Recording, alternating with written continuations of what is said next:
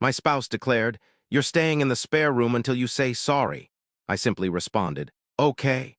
3 weeks later, she entered and discovered my side of the wardrobe bare and divorce documents on the table.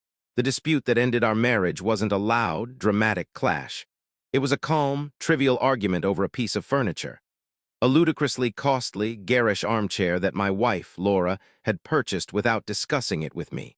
It arrived on a Tuesday, a bulky eyesore of a chair covered in fabric that resembled a diseased bird. It clashed horribly with everything in our living room, a space I had carefully curated and decorated myself. I run a small business restoring and selling vintage mid-century furniture. My home is my gallery, my haven. Every item in it is something I've personally selected, refurbished, or crafted with my own hands. That chair was a slap in the face to my work. When I returned from my studio and saw it lurking in the corner of our living room, I froze and stared. "What's that?" I asked. Laura came in from the kitchen, her face beaming with pride. "It's the new armchair, gorgeous, isn't it?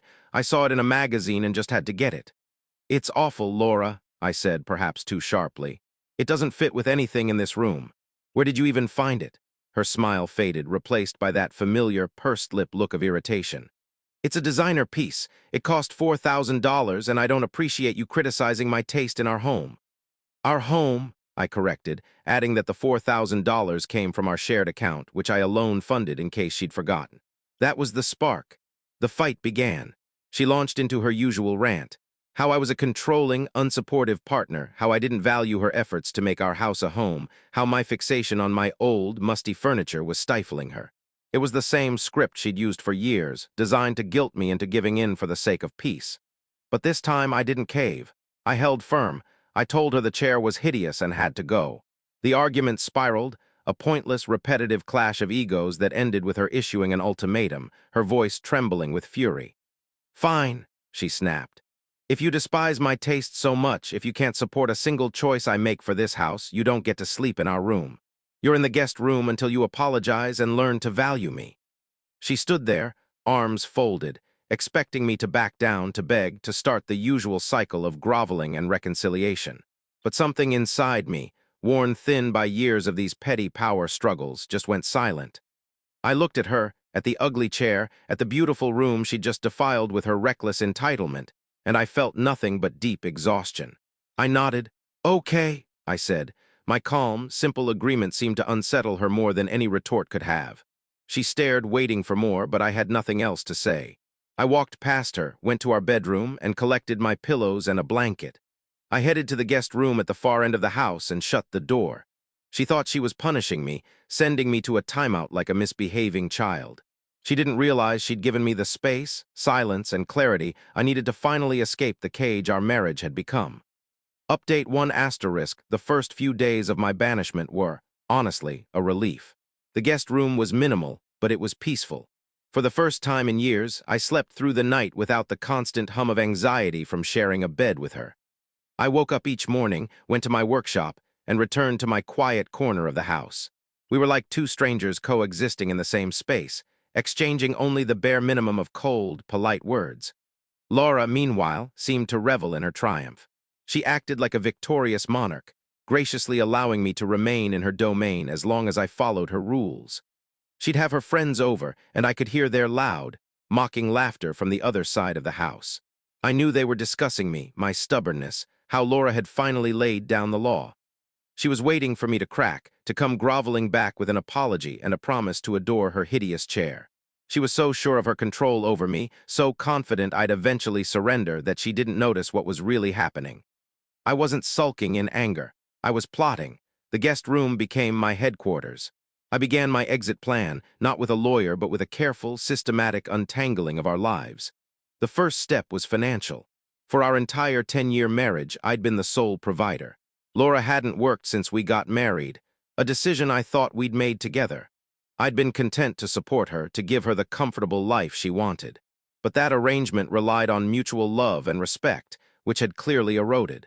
I opened new bank accounts at a different institution. I had my company's accounting team redirect my paycheck. I began transferring my personal savings, assets I'd had before our marriage, into these new, secure accounts. I also hired a discreet forensic accountant to examine our joint finances.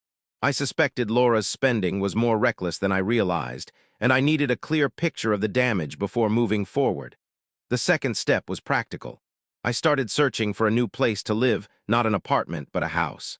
A place with a spacious workshop, a place that was entirely mine, where no one could dictate what furniture I could have. I spent lunch breaks and evenings browsing real estate listings, making quiet calls to agents, and scheduling private viewings. The third step was personal.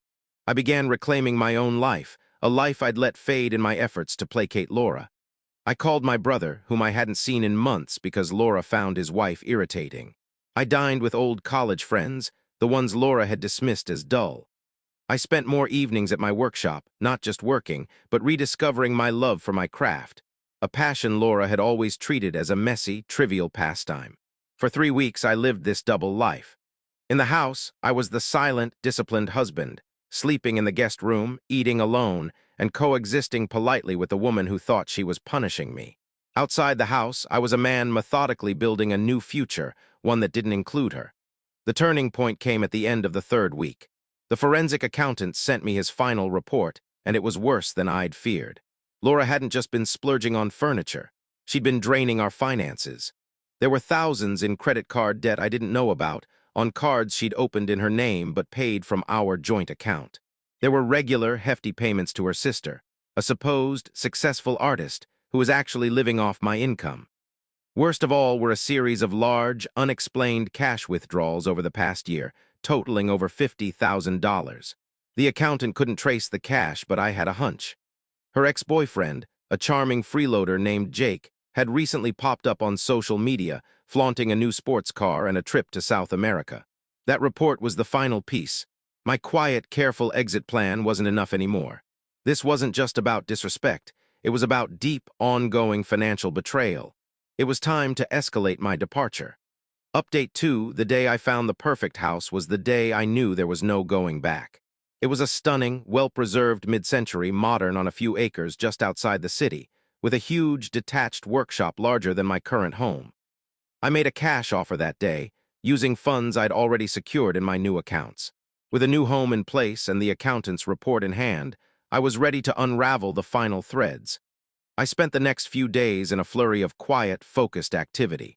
I arranged for movers, not to my old house, but to my workshop, where I'd already started relocating some of my smaller, personal furniture pieces. I went through our house room by room with a roll of blue painter's tape.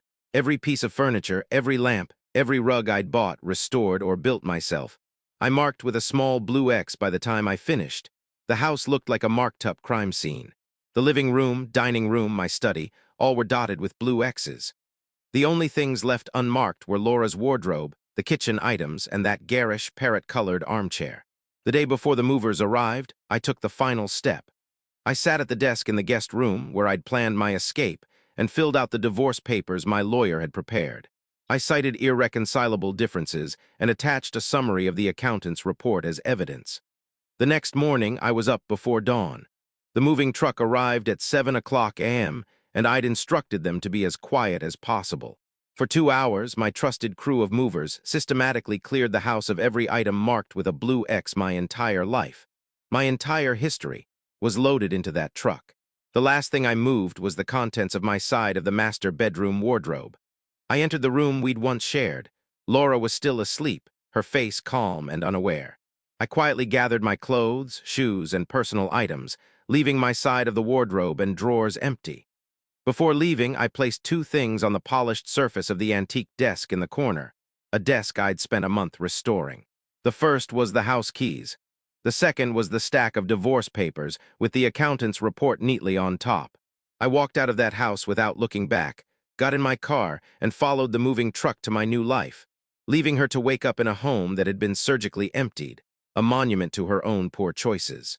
The first call came at 9:17 a.m. She must have woken up and realized what had happened. I let it go to voicemail. The message was frantic, bewildered. "Michael, where are you? Where's all our furniture? What's happening?" The second call came minutes later after she'd likely found the papers. This one was pure, raw fury. She screamed, cried, and threatened, hurling every insult she could muster. I listened to the voicemail with a strange sense of distance, then deleted it. Calls from her family and friends followed. I ignored them all, I'd made my statement. There was nothing more to say. Final update, the 3 weeks Laura banished me to the guest room were the most productive of my life. The year that followed has been the most serene. The divorce was, as expected, a bitter, grueling ordeal, but I was ready for it. Laura, confronted with undeniable proof of her financial betrayal, tried to shift tactics.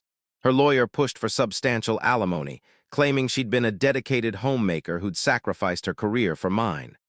My lawyer countered with the accountant's report, which told a different story, a woman who'd treated our marriage as her personal piggy bank. The $50,000 in cash withdrawals became the focal point of the legal battle. Laura refused to explain where the money went, insisting it was for personal expenses. But my lawyer, armed with my suspicions about her ex-boyfriend, subpoenaed Jake's travel and bank records. The timeline aligned perfectly. After each large cash withdrawal, Jake had made a major purchase, a car down payment, a first-class flight to Brazil, a deposit on a luxury apartment.